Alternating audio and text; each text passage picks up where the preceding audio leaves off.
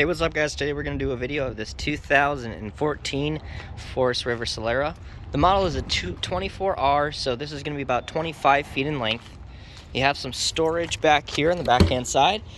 So it's actually pretty spacious, which again, you take storage for granted, but in these smaller RVs that are only about 25-30 feet in length, not all of them really have good outside storage. This does. You also have the back lift there, so you can access it from both directions. This RV has two slides on it, so it has a back slide here on the back side of the RV for the bed, and we'll see that when we head inside. We also have a slide on the driver's side that is located behind the driver's seat. So there, this is the other side of your storage. So it's nice that it goes all the way through, and you can access it from the back. So if you do put something in there, it's easy to get out of there. Let's see what we have in this drawer here.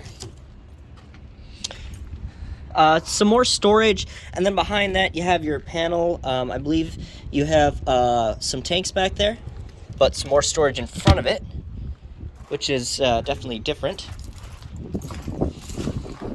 You do have a generator in this one. This is powered by a Mercedes diesel.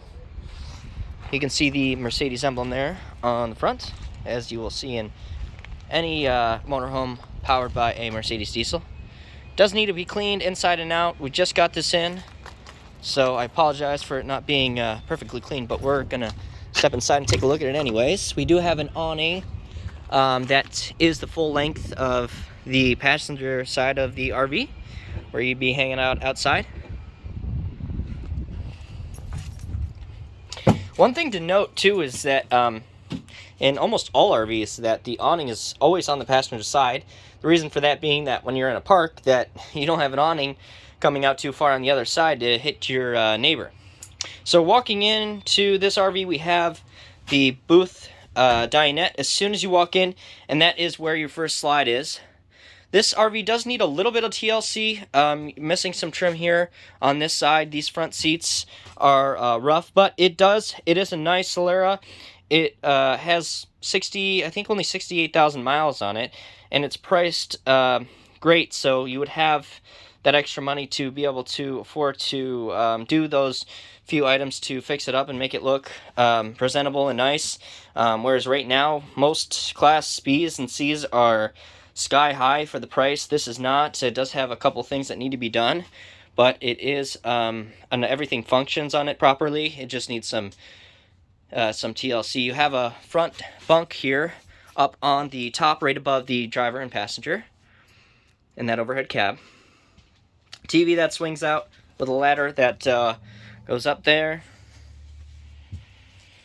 Right to the left-hand side, when you walk in, you have the counter space. You do have, which I always find convenient, because some RVs don't have basically an extra spot. They'll just, like in these smaller Class B's or C's, they'll just have a sink and an oven. They don't have any counter space, as I mentioned in some of my other videos. But this does have a flip-up right here for you to have some more counter space. You have a 3-burner stove right there. You do have an oven in this.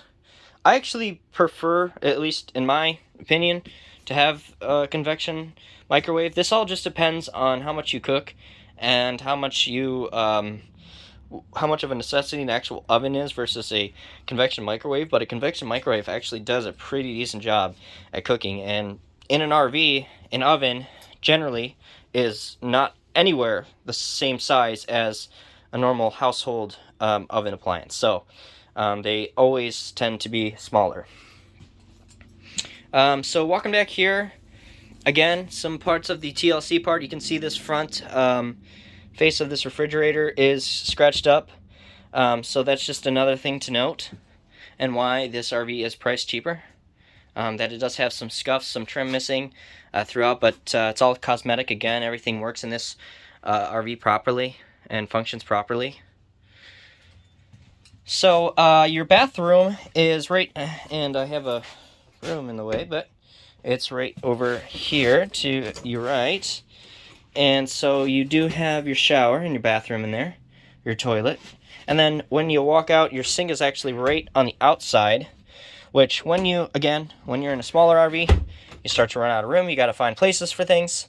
I personally, in this, would have probably had the slide just go the full length on this side, and then either made the RV a little bit longer, or just provided some more room instead of having the back slide for the bed.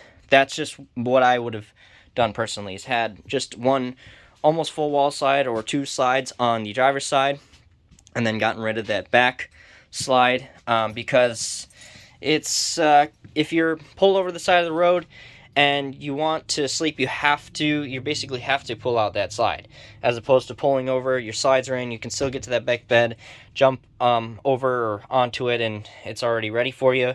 This really, I mean, you can't sleep on it as is. You have to pull out the slide out. So this is with it in, with the mattress folded up. When it comes in, basically it's the mattress, and you'll see these in most of these slide out beds, it's like kind of split in half, so when it slides up, it slides over top of it. Now you can always take this off, and you can use this as seating, because you know, you may just, most of the time when you're pulled over, you're just pulled over and you're not staying the night wherever you're pulled over. So you can always just take this off and use this as like a back bench seat with the window, which I think is nice, having that right back there. Windows on either side. And we just have some closet space in front of that.